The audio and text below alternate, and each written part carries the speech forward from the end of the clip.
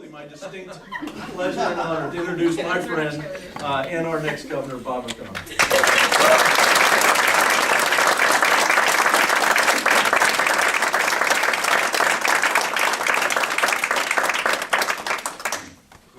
I can't tell you how much I appreciate y'all coming out here on an early Saturday afternoon in the middle of winter to talk about an election 9 months to go. I'm telling you, that is dedication and commitment. And Milt, after that great introduction, I really ought to just say, are there any questions? It's going to be downhill from here with my pitch after Milt and Julie and Lyle's really great comments. You all are terrific. Thank you all for your public service, and I know we have other members of the board and the Board of Supervisors and local government and party officials that are here. And, the Chamber of Commerce. I mean, I'm just delighted to see so many of our community leaders out of Virginia. Grew up in Fairfax. My dad's been in the same house for 46 years right near Mount Vernon. And so actually I was growing up in Fairfax as a young kid while Terry McDonnell was still in Syracuse and Brian Moran was learning to speak English in Boston. So I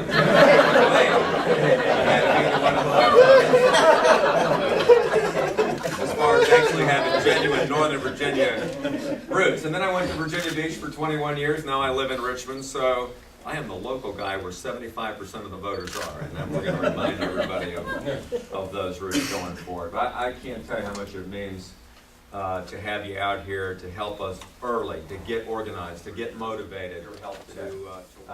I've been in public service now 32 years. Retired Army officer, I've been a prosecutor, member of the House of Delegates, and now Attorney General. Raised 5 kids. That's a lot of public service. But I know this from winning 8 elections, that it's always about how much can you motivate people to reach out to the highest and best of their hopes and their dreams and their aspirations, because their votes will follow if you can capture that. And it's also then about getting people that are in leadership positions like you in the community to do the hard work of freedom, to capture the vision and then go out and knock on the doors, hand out the literature, make the phone calls, go to the chamber dinners and advocate for you, go to the chicken dinners and give a few bucks. You know, that's the way you all win. That's the way that Bill and I and our Attorney General candidate is going to win, is doing that. We'll have the money to fight the air war. As you know, this week I decided that I'm going to devote full time to the campaign starting February 20th. It's an extremely hard decision for me. I love this job. I love the people that work in my office. We've had a great sense of teamwork. We've got a lot done. 83 of our 94 bills have passed the General Assembly. Our clients are generally happy, whether they're Democrat or Republican. You know, I try to be a good lawyer and represent them well. And so I hate to leave, but I really believed it was the right thing to do. I didn't think it was right to draw a government taxpayer-funded salary for the next 9 months if I'm campaigning full-time. The AG's office is a tough job. It needs a full-time attorney general to be running that office well. And so I thought that I've got one chance to win with your help, and I want to give it 110%. And so that's why I decided to leave. It was tough, but I'll be a full-time candidate February 21st, and I think that'll help the campaign. Well, I hope the reason you're out here, it's not just about McDonnell or bowling, but it's about the series, the set of ideas about what makes America and Virginia great. That you believe in limited government and respect for the rule of law and personal responsibility. That the free enterprise system really is the best way to create opportunity and prosperity and expand jobs, even in a down economy. It's not more government programs. It's not stimulus or spending program. Heck, if the way the Republicans have spent in Congress, if spending was the answer, we ought to have a great economy right now. But the Democrats are showing that the Republicans were just amateurs actually at spending in Congress, and they really are the professionals with this $900 billion. Standing up for saying that, you know, we have got to control spending. You mortgage your kids' future and your grandkids' future with the $2 trillion they've added to the $10 trillion national debt that we've got now. This is not going to be good long term for America. So I'm really glad to see these guys working together and standing up for that. But again, I hope that's why you're here, is that it's time to win again. It's time to really stand strong on these conservative principles, to get our folks, Republican, independents, libertarians, clear-thinking Democrats, all together to say, if you want to have a strong Virginia and keep us the best managed state, the most business-friendly state, the best place in America to raise a child, it's because we've got this view of limited government and a strong belief in the free enterprise system and public safety is a top priority. That's why we're in this great position today, and I'm just really honored now to be unopposed for the nomination. I want to run an uplifting, positive campaign.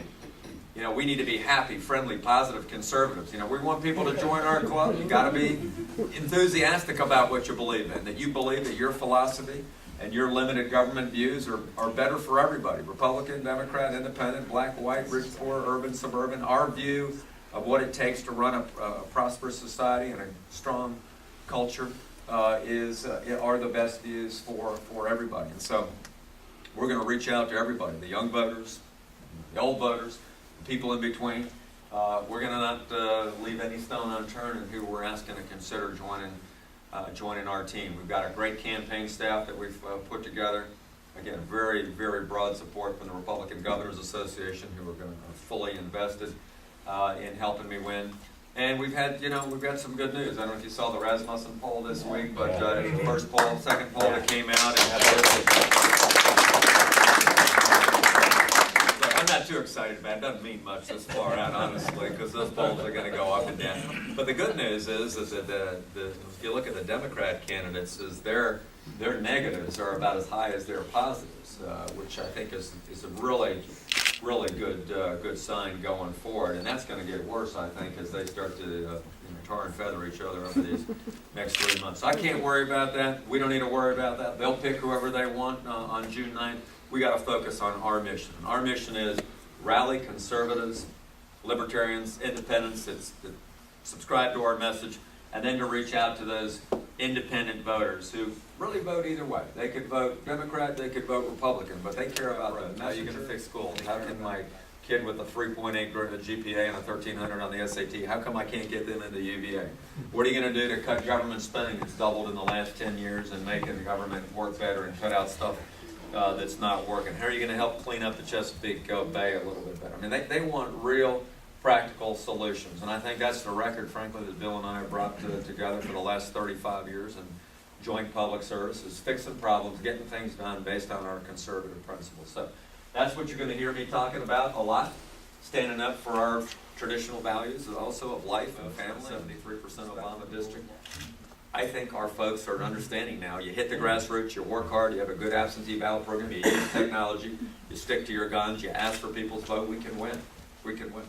So, you're going to see a lot of use of technology in our campaign. We've already got Facebook and Twitter and MySpace and all these other things I never knew existed 5 years ago. We are doing those things. We're going to get cell phone numbers all over the state and start doing, a lot of those young folks. Good to see young folks here, by the way. Thank you very much. A lot of those young folks voted they voted for President Obama because they said, gosh, he kept texting me. He cares about me. We got to do that too. So we've actually talked to some of those companies that he used, and we're going to engage the best and brightest people that know how to do this stuff and get up to speed in the 21st century and be a high tech to help me make a commitment today that you want to win, that you're going to help us get this job done and reverse the tide here in Virginia and America. And you can help me do it by signing up to be a team leader, by helping to join a coalition, by telling us who are some of your friends that we ought to get in contact with, by telling us what schools and churches you have an affiliation with so we can reach out to them. We've got a great head start on the other side while they're duking it out. They can't be unified. I just want to say thanks so much. This is an extraordinary opportunity at this point in history to win.